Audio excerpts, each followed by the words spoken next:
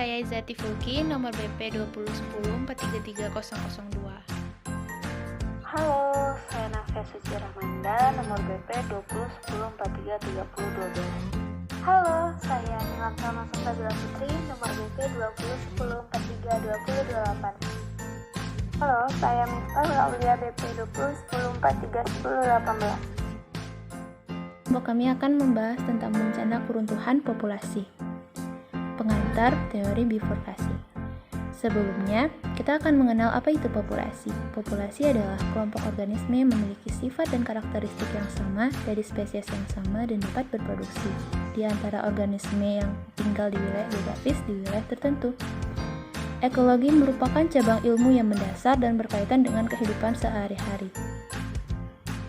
Dalam ekologi populasi diartikan sekelompok individu sejenis yang menempati ruang dan waktu. Ekologi populasi mempelajari tentang interaksi suatu populasi dengan lingkungannya.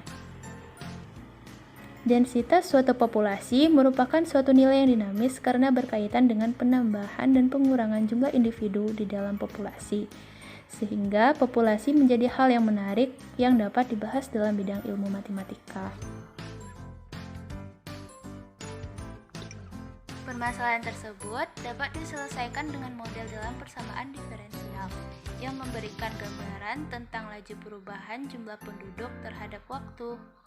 Pertumbuhan dan pengurangan ini bisa disebabkan oleh berbagai faktor, salah satunya yaitu faktor pemanenan. Pengurangan yang disebabkan oleh pemanenan yang akan dikaitkan dengan teori bifurkasi. Nah, apa itu teori bifurkasi? Teori bifurkasi dapat diartikan sebagai perubahan kestabilan dalam menyelesaikan persamaan diferensial saat melewati sebuah titik kritis.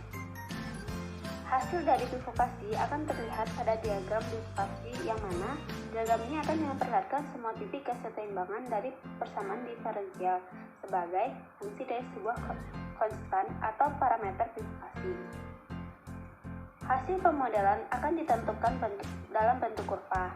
Kurva dengan garis putus-putus menunjukkan bahwa kesetimbangan yang tidak stabil, sedangkan dengan garis penyambung digunakan untuk mempresentasikan titik kesetimbangan yang stabil.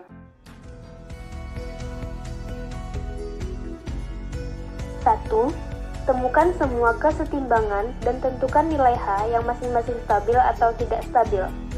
2. Gambarkan kesetimbangan dari soal 1 sebagai fungsi dari H untuk 0 kecil dari H kecil dari 2 menggunakan padatan dan kurva putus-putus seperti yang dijelaskan. Dengan kata lain, buat plot bifurkasi.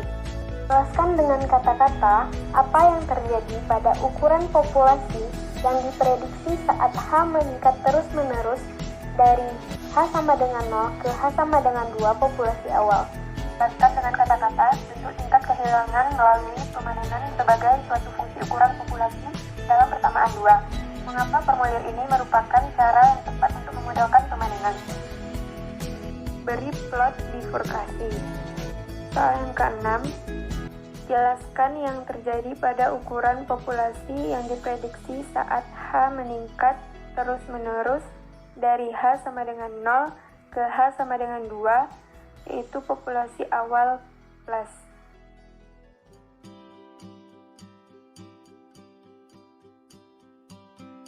Plot memberikan cara untuk memvisualisasikan dinamika persamaan diferensial terpisah, untuk menemukan kesetimbangannya, dan untuk menentukan sifat stabilitas kesetimbangan tersebut.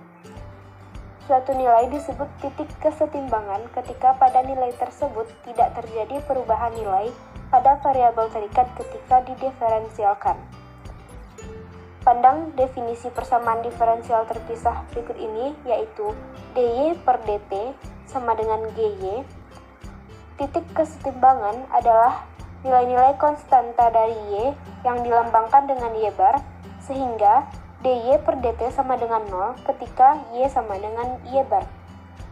Phase plot juga memberikan informasi tentang sifat stabilitasnya.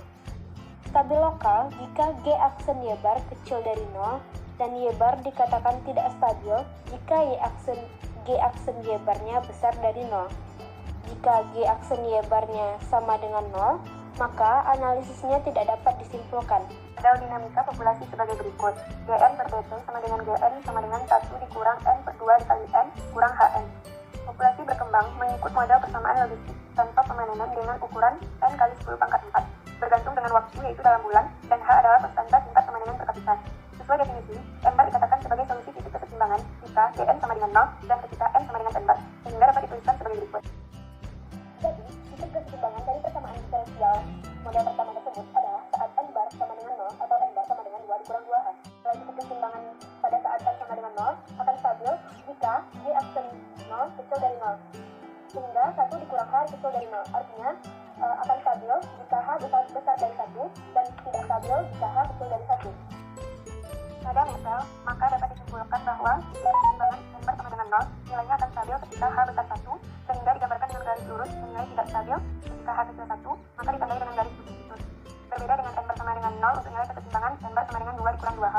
Nilainya stabil ketika H kecil 1 yang digambarkan dengan garis lurus serta bernilai tak benda, dan nilai tidak stabil ketika H besar 1 yang digambarkan dengan garis putus-putus.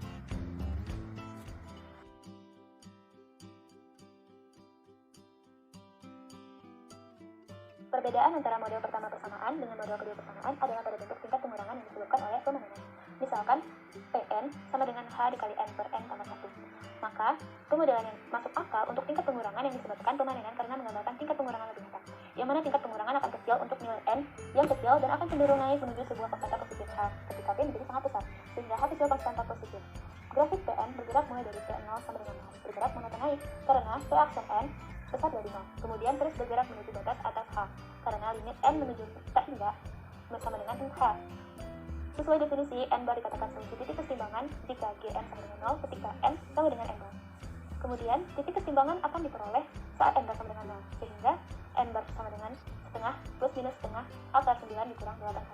Didapat titik-titik keseimbangan atau persamaan tujuh, yaitu n bar sama dengan 0 dan n bar sama dengan 1 per 2 tambah kurang 1 per 2 akar dari 9 dikurang 8H.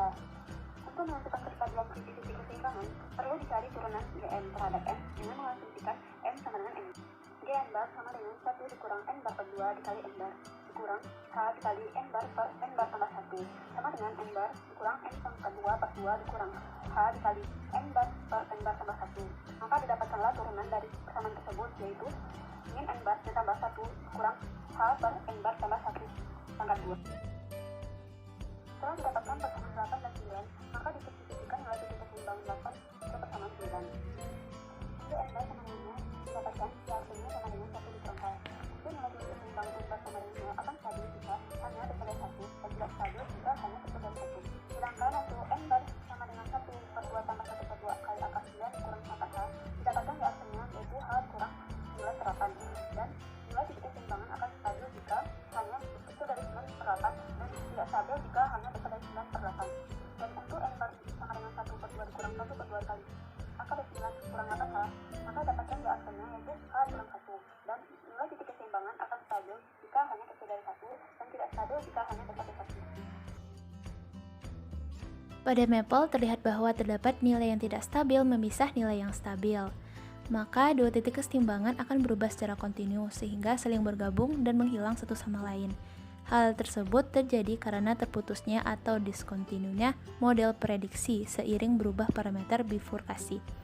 Di antara dua model persamaan yang lebih relatif atau efektif untuk menyelesaikan permasalahan yaitu model persamaan kedua. Karena pada model persamaan pertama, laju penurunan populasi tak terbatas melalui pemanenan. Sedangkan model persamaan kedua lebih realistis karena adanya kenaikan populasi yang disertai penurunan populasi akibat pemanenan sehingga jumlah populasi jadi seimbang.